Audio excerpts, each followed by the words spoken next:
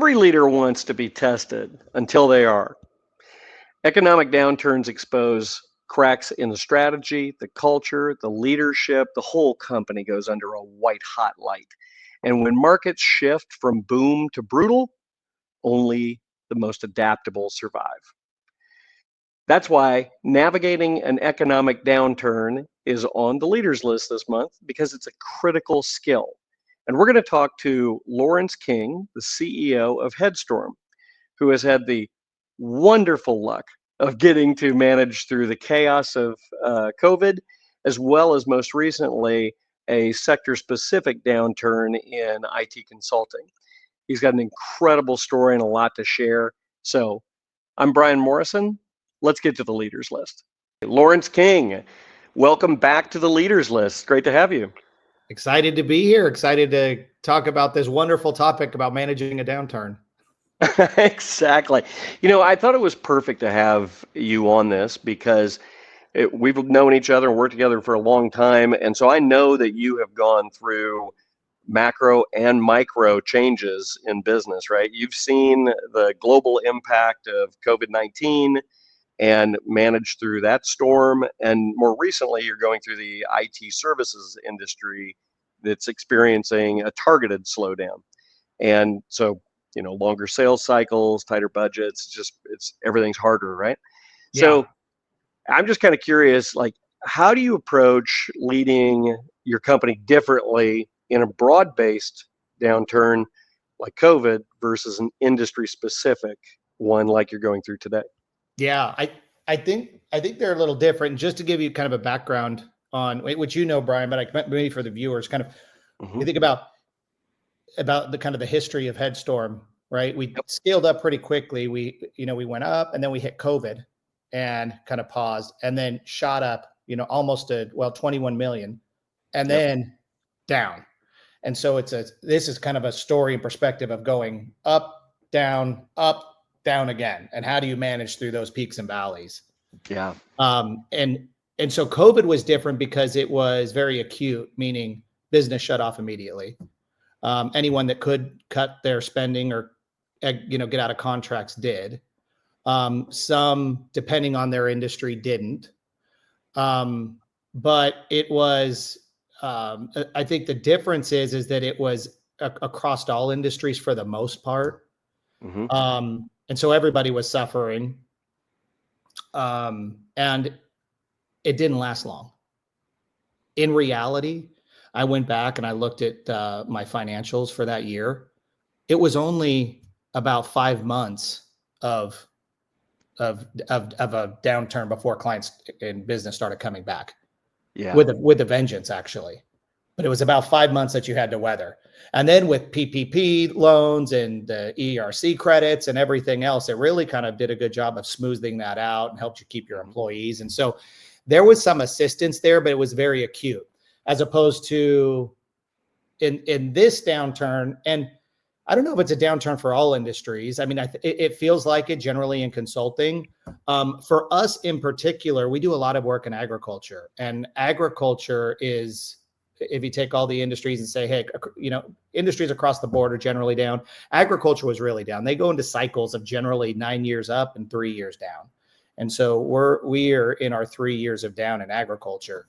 And our largest client really went down from stock price and a bunch of other stuff. So we got hit, pretty hard there. And the difference is it's very long. It's prolonged. It feels much like COVID. Not as severe, because I remember during COVID, is like we were calling everybody, past clients, future clients, trying to get business. Nobody was spending. There was a moratorium on spending across the board. In this regard, kind of in the latest downturn, there's not a lot of that. Clients will still spend a little bit of money, so you'll get something in, but there's no strategic large initiatives being launched. And there's a lot of tire kicking. So it's a very different market. The mindset of the client, which I'm sure we'll get into a little bit later, is very different, but it's prolonged. And so you got to think this stuff started back in 23, kind of towards the end, mid 23. And, 24 was bad. and 25 has not really recovered from 24. There's some positive optimism, change in administrations for, politics, but that's about it. There's not a whole lot of evidence of anything really changing. Yeah, it's funny that you bring that up because obviously with tariffs changing and geopolitical considerations, there's a discussion of do we go through another recession again, and does it become more widespread? And so I think everybody needs to pay attention to this right now, but specifically the IT services industry. I mean, like you said, you take that and then you match the ag industry, and those two downturns, that was really difficult for you and Mm-hmm. specifically for Headstorm. So how do you get to, like, when you're in the middle of that and you're experiencing that, like you said, when it was COVID, it felt like it was forever, but it was no time at all.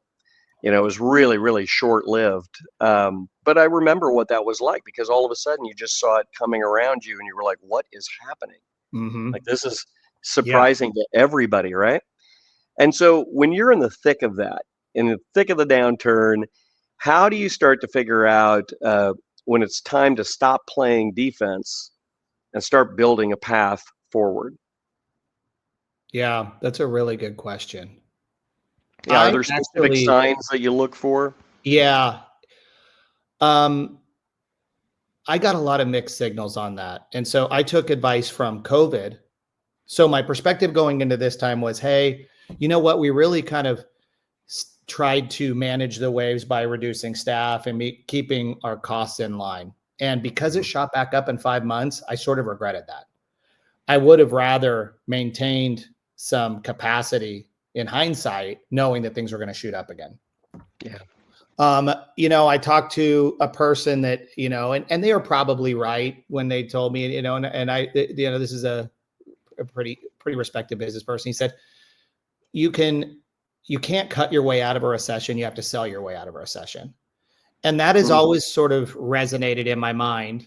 And so, and I heard that at the beginning of COVID, and certainly that was the case for COVID.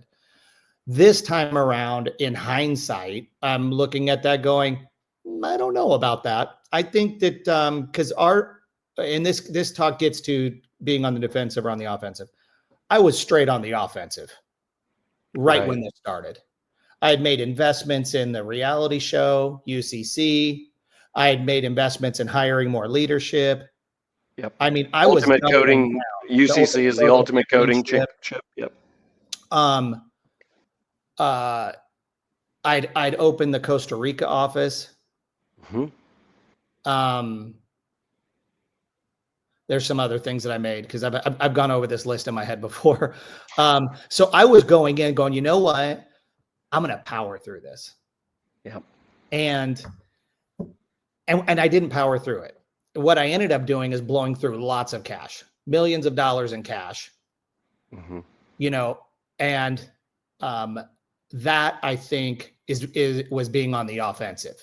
And I think in that regard, I should have been on the defensive in the beginning, because now if you were to ask me that same person, if you were to ask me to reflect on what that guy told me back in COVID, hey, you can't cut your way out of a recession. You can only sell your way out.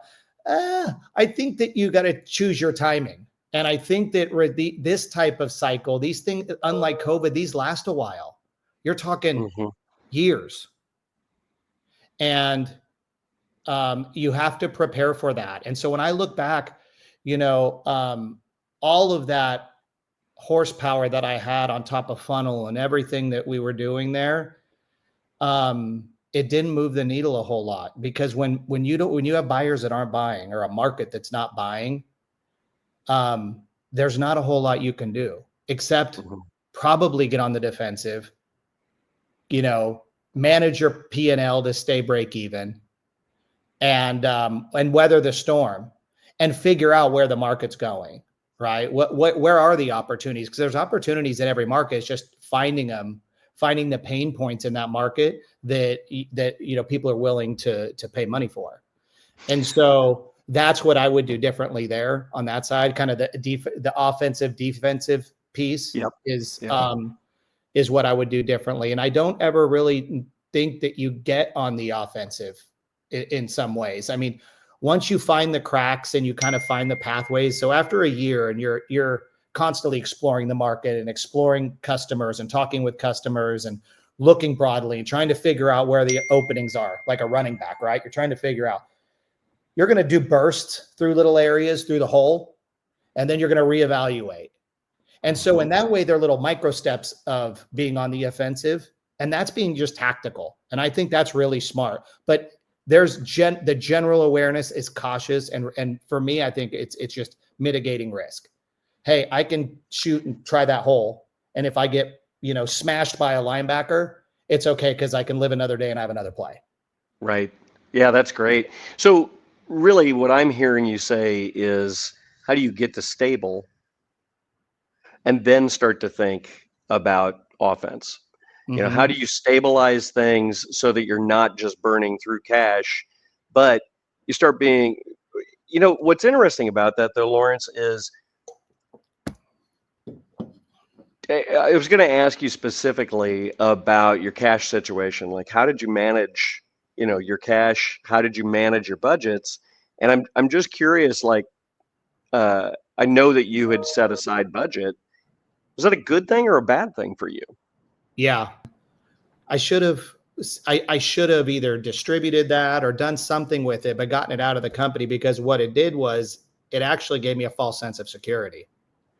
And it allowed me to avoid making tough decisions because I had that security blanket that I would have otherwise made if I didn't have that. Yeah. Yeah, that's what I was curious about, because what it also does is it forces you to look at like marketing investments or sales investments or things like that and manage those more closely. Right. Like there's a responsibility in marketing to deliver tangible results, and there's a responsibility in your leadership team if they are, supposed to execute on something. It's easier to look at them in good times and go, it'll be all right. We'll get there next month.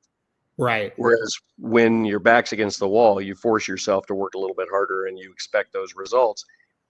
But do you get to a point where it's kind of going back to that question about, from panic to planning, right? I mean, where's that line between I'm responding to something I'm seeing in the marketplace versus this is the new normal?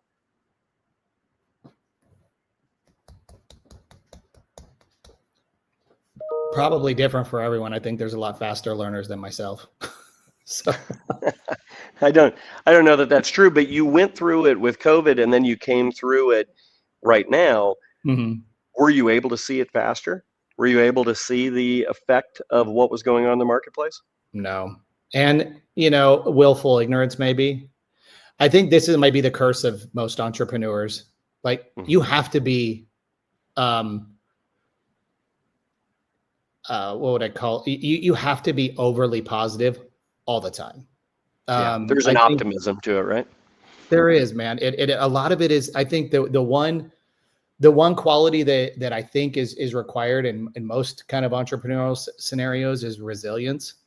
You have to be resilient and weather the punches in good times and in bad times. And I think that requires a healthy dose of being overly optimistic. And that can be a curse and it can be a blessing. I think in the case of a market downturn, I had not, there were two factors. Number one, I'm going into it and I'm like, you know what? I'm smashing the pedal to the floor. I'm going after it. And I'm overly optimistic. Look at all these investments that we made, and man, the team's done a great job, and we got everybody, everybody's pulling on the same end of the rope. And I think that, that's everything about that is amazing, except, sometimes you just can't break through that wall, and the wall being, the downturn. I think the bigger piece of it though, is outside of COVID, I didn't have a business when, and get a chance to go through any other recessions that, or downturns that are elongated. Mhm. And as I was talking to some folks that are seasoned, been in business for 20 years, man, it was so enlightening listening to these folks. And they owned all different types of businesses, but every one of them preserved cash, was able to see some of this stuff happening, and knew what the consequences were, and knew that there was a long-term these things can have a long-term impact. And so they plan for it, and they run their business that way. So once you go through one that's elongated, not COVID, because that was sort of this anomaly for 5 months, but other ones like 2008, 2000, you have a different mindset. And so if their first one, they probably were like smashing the gas pedal to the floor and saying, let's go. They got burned. And then the next time they're like, aha, all right, we're going to get on the defensive and be tactical. Yeah. And it was really interesting listening to them. And every one of them were like, you could tell their first one, they were like, going after it. And they're like, you'll learn. Well, lessons learned. They're hard lessons and they're expensive, but now you know it. And that was kind of their perspective. And it was really refreshing. So it's like, you know what? Yeah, now I know it. Wow. Okay. That was an expensive lesson. Yeah. When can an economic downturn create opportunity for you? Yeah, I think so. I think there's, it's I don't know, man, if I knew what that was, it would be really amazing. I think Well, you found that in some of the way that you've approached services, product mindset. I know you're constantly thinking like that, right? What is the thing that you can do to affect this? Because some of this is beyond your control, right? You can do your internal operations and you can get that right, but the client mindset shifts also. right. And so, when you've gone through this, how have you adapted to, stay relevant and valuable to those clients as their mind shift has changed? Yeah, I think that's a great question.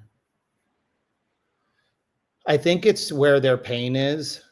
The mindset of the client during a downturn is one of preservation, risk mitigation, just enough to get it done.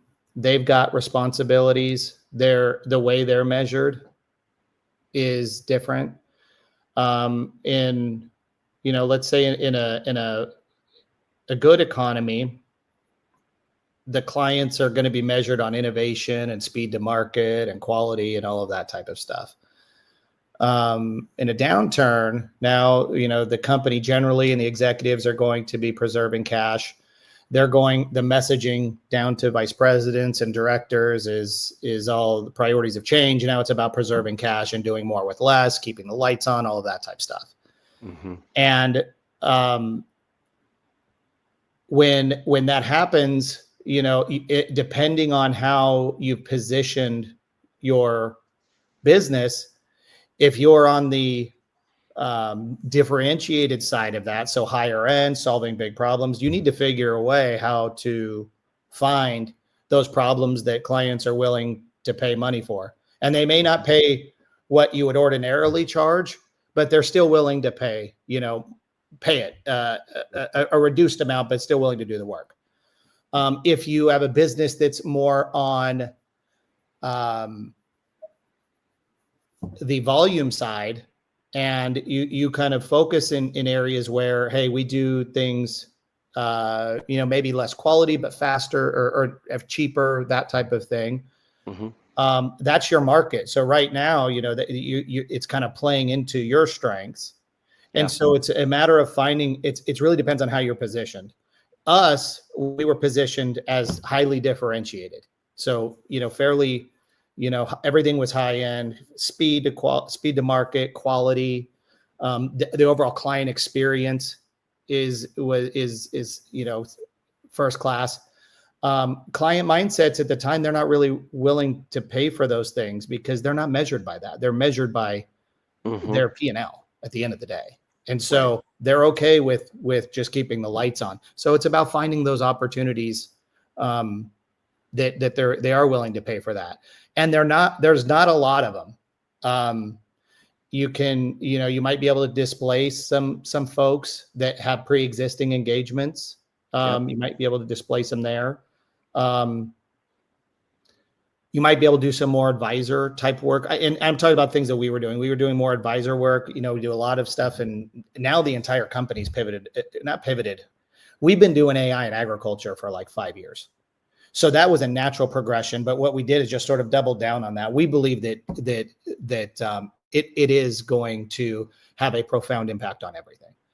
And so we pivoted our business around that, all in. And there's opportunities there, right, to do advise companies on strategy and stuff like that that have been really good. But it is there is a pivot that you have to make and change that adapt things that you have to adapt to. Yeah, and AI obviously is one of the big things that is impacting this space, right? I mean, the ability to drive code through that, the ability to have, essentially a coding intern, if you want to. Somebody told me that recently, what do you think of AI? And they said it's the greatest intern I've ever had. So that's obviously changing a ton. And do you feel like that has been a blessing or a curse for you? Because obviously, with great change comes great opportunity. Yeah. But AI is an entirely different beast. And the consulting work you're doing, I'm sure you're killing it there. But there's not as much, it tends to be not as much production work right now. It's kind of like early internet era, right? Where we were just learning what we had. Yeah. And then all of a sudden we were like, oh my God, look at all this work that has, there's production work behind it. Yeah, we're definitely early to the party. It's like going to that party that's like tells you to get there at 7:30 and you like maybe arrive at like 6:30 and the hosts aren't even there. And so you're talking with like the staff and like, hey, how you doing? And you sound like you've done that before. Parties. I've been at that. I've been early to the party too. I get it. So yeah, that's what it feels like. So as it comes to AI, 2023 was, and this is across the industry. I'm not even going to, it's ubiquitous across all of them. 2023 is a lot of tire kicking, a lot of, I see some disruption, a lot of boards asking executive teams questions. Are we going to get disrupted? Is there an opportunity for us to disrupt? And those companies, by and large, I think the executives, I think there was a lot of discounting of AI, rightfully so. Let's see how this plays out. And, they a lot of internal investigations going on in terms of like, hey, let's investigate this internally and see if there's anything there. Let's do some POCs and see what the capabilities are. And I think that the companies, these companies that were giving that work internally just didn't have the capabilities really to do those evaluations. And so I think now that, you give it to an internal team, they probably take it, maybe not all that seriously, but what you get back isn't really what you expected. And maybe you got to present to the board and it's like, hey, they're going to ask a lot of questions and this doesn't scratch that itch. I needed a lot more. Probably the executives in their own investigations probably discovered more than what their internal teams were giving them. So now there's an awareness of, okay, we need to have a plan. I don't know if my teams have the capability to even come up with this plan because it requires some pretty deep AI knowledge to understand how do you marry that with use cases that we see valuable. And so now the market is opening up to, hey, we need some external help in understanding how to think about AI. What's the return on investment? Where do we place our big bets? And then, hey, do we build this capability internally? Do we want to own that? Is that part of our core business? Should we even own it? Or should we think about outsourcing that? How do we do it? So now 2025 is a lot of getting prepared and actually allocating budgets towards some of these initiatives. And so that's what we're seeing now. And so I'm glad, even though we were early to the party, waiting there for 60 minutes beforehand and talking with the internal staff kind of really gave us an idea of kind of what was going on in the internal workings of it. So that's how I see 2025. Yeah, I think this comes back to that client mindset shift. Like, you did a great job of recognizing that you got into AI too soon and you knew that, and there weren't any budgets. So you started offering like sessions, ways to educate, to bring the market along to get to a point where they're ready to start to buy your services. But that's just a requirement, right? When you're early, if you take the West, you're going to take a few arrows at the same time. So Yeah, good point. those, And the funny thing too, yeah, there were no clients, so it's like, all right, well, we better be our own client. Let's create our own product, and that's what a large part of the investments for us for 2024 went into, was building yeah. our own AI product for agriculture. Yeah, that's another thing. Like that's a great example where would you do that the same way again? Because you built something that was pretty powerful and it'll continue to serve you, but Yeah, big investment at a really hard time. absolutely, absolutely. I so it did a couple different things. I've got all of these amazing engineers that I want to keep, and I need to keep busy. If they're Yep. on the bench not working on anything, they'll go crazy and they'll leave. And I don't want them to leave. I want to keep them busy working on stuff that they find, super interesting. And Yeah. so this is where we just put our money where our mouth is and say, listen, if nobody's going to spend on this yet because they don't see the opportunities yet, but we do. Let's go ahead and build this. That was it solved two things. Number one, it gave us a tremendous amount of credibility because this application showed all of the things that we had to build and all of the lessons learned in going through and working with large language models, working with small language models, working with the agentic architectures and the orchestration and memory management and prompt optimization. I could go on and on and on. They didn't teach, none of this was out of the box. A year and a half ago, it was like, hey, you can connect to this thing called Chat GPT, and they have an API, and you can like do some prompt engineering, and it's amazing. And no one said how bad these things hallucinate. No one said how challenging it is to get the results that you want in a non-deterministic system. So we ended up building all of that. And we're happy to do it and learning. And like, it was so much fun to go into there. So then when we came out and we're like, hey, we have a product and look how amazing it is. And look at all the things we've solved. And the use cases and the ROI is perfect for you. So as a product, it stands alone and we've got customers on that. But as a consulting firm, now we have a 18-month head start in solving the toughest challenges with the generative AI stuff. And now my team is equipped to be able to go into these meetings. I mean, we're going into billion-dollar companies and educating them on the right architectures, and not because we're holier than thou, but we're coming at it from an approach of, hey, you know what? We spent a lot of money, learning lessons, and these are hard lessons learned. So we're happy to share them with you. And just by sharing them, they're like, wow, that's great. And it's gotten us a lot of good opportunities. So I would do it all over again. That's awesome. So many companies when they go through a downturn, they just wait for, how do I get back to normal? And the best ones emerge as a different company. And I think what you're talking about there is you building something that, yes, it's hard, it was expensive, and it was challenging, but you were at the same time weathering a storm, and you were also moving into a new future space. So those things kind of come together, and Right. pile on, and so that makes it really hard. But I'm glad to know that you guys have done that, and it's fantastic what you created. I do know that piece. So what are some of the things that you've learned going through this that you would not undo? So that's one example. You would still build the AI platform. Is there anything else that, once the market picks up, you go, nope, I run the business differently today because of what I've been through in the past? Yeah, I would change. If you look at my two lists of things that you would, kind of in a retrospective, stop doing these, continue doing these, right? Mm-hmm. The stop doing is far bigger than the continue doing. I mean, we got some stuff right and made the right decisions there, but we just got a lot of stuff, wrong, just from different mindset and experience and all of that type stuff. I think the preservation of capital and being on the defensive and being a little more tactical is really important in this type of environment. I think that, some of the challenges that you face, is downsizing a company is not fun. Every decision is awful. There is no good decisions.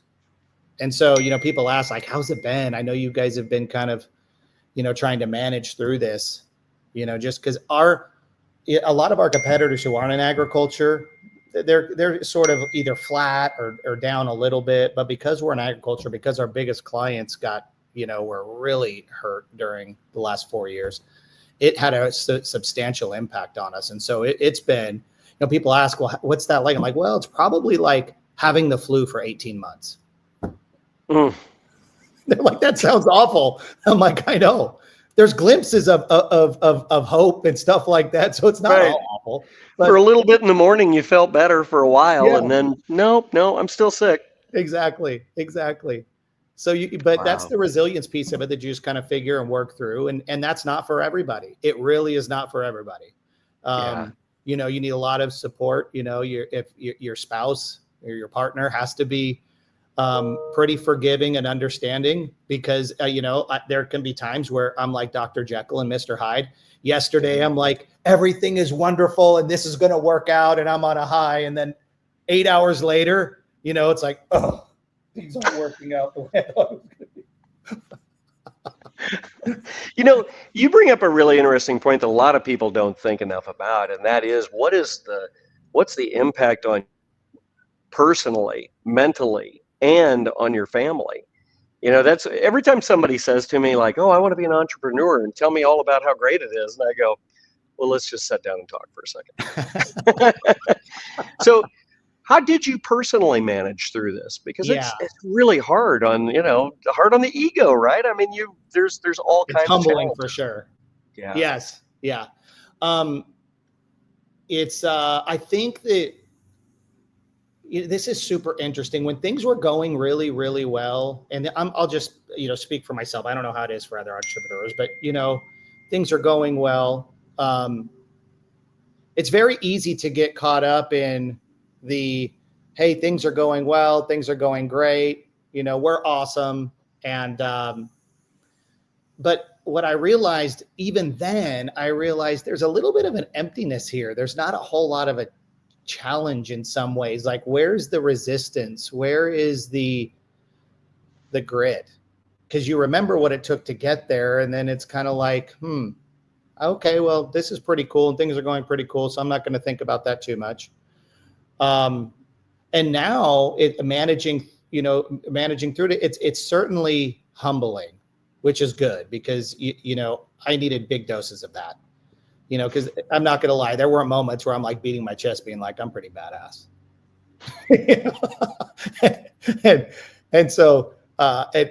But life becomes a lot more real. It's more rich. And as I'm managing through it, you start, there's just things like I've been more spiritual, because I'm like, listen, I can't let stress or any of this, ruin me. And I can't let it ruin my family. And then I start looking at them like, you know what, you really, it's not a measurement. The true measurement of your character is not necessarily in how you get to how during good times, how well you did. Right. It's, or, how philanthropic you were, or, I mean, those are good and that's okay. But it's like, that's when things are really easy. It's easy to be good. It's easy to be philanthropic, and it's easy to be virtuous and all of these things. Well, it's not easy when things are going bad. And that's when it matters most. And so that's sort of what I've tried to be an anchor on. And that's the struggle is like, man, I've gotten hit, weeks in a row with bad news on things. But my daughter still needs my help to study. My little daughter still needs me to talk gibberish with her about different things because she's young. Right. And my wife still needs me to be interested in the things that she wants to talk about. My middle daughter's in college and she's got things that she wants to talk about. I have a brother. I have my parents. I've got employees. You've got this network. And what I found is, how I manage through this is really going to be, this is where what I want to measure is how well I manage through this. Mm-hmm. And so that becomes kind of a challenge, and I like challenges. And so I'm really trying to focus on those things. And let me tell you, it's not easy, and I don't succeed at it all the time. In fact, I'm probably like batting 500 on that. If you ask my wife, I'm probably batting like 200, but well, you know what I think is really interesting about that is I agree with you that it gets real. The bad times are the times when that's when you're truly measured. Your integrity is measured in a different level. And, to survive that, but listen to you talk about how it actually makes you better is really pretty inspirational. And I hope other people recognize that, because you're right. You're going to learn more about yourself going through something like that than you are when things are going really well. It does become really easy to just fall into a trap of believing that you're great. And of course you designed all of this and it's working exactly the way you thought it would. right. And now reality steps in. Yeah. And so if you were to ask the real question is would you change things? Like, would I change things? Like, if I could go back and say, you know what, we were in a different industry, we didn't experience a downturn. Most reasonable people would be like, of course, I would just start from that point and just kind of rewind and start from there. I don't know if I would say that. I mean, there's a lot of character building, and it's there's some life lessons there that, even though it sucks, they're fulfilling, and it's hard to explain, but until you go through them, I think it's kind of one of those things where it's like, man, what I think about now is the story is going to be so awesome. You know what I'm saying? You know what? I remember that, Lawrence, when we were going through COVID. That was always your perspective, is I can't wait to tell the story of how we did this and how we came back. And so it's just such a great entrepreneur's mindset. And you've got that. You're clearly made for it. So, all right. So in closing, Lawrence, if we're just thinking about how you're going to advise some of the other leaders that are going through this, what are the top 3 things you'd say should be on their leaders list in being able to manage through a downturn like this? I think one is having a network of people that you could bounce ideas off of, other entrepreneurs. I think that's really important. And that mix, I would get some folks that have been through some downturns. They're probably not operators anymore, but they were entrepreneurs and now they sit on boards. Man, pick their brains, because the wisdom that those guys can offer and the perspective is invaluable. So I think that's sort of one. Just play the defensive in the beginning. Don't immediately go to the offensive. Start on the defensive and, get comfortable with making painful decisions. I think that's sort of the big lesson learned there. The third one is more about is about yourself and preserving your own mental health and focus. There's opportunities to grow there. And I think that's one that, like, it doesn't get talked enough. It's like, how does the business succeed? Well, how does the business succeed and the entrepreneur also succeed? And how do they come out healthier, or with better mindset, a more mature mindset, more wisdom? And I think those are kind of the 3 top ones that now, when I look back, that if I was to get into a fighting formation, if the market downturns again, those would kind of be the 3 things that would pop through my head most. I need to cover these 3 bases to get ready. Yep. Man, I hope everybody recognizes how important it is to have you put things on their list, because those were great.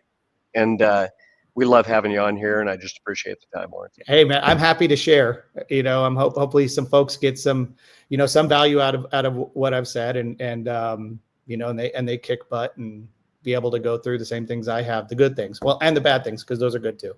Yeah. All right. Thanks again, Lawrence. All right, buddy.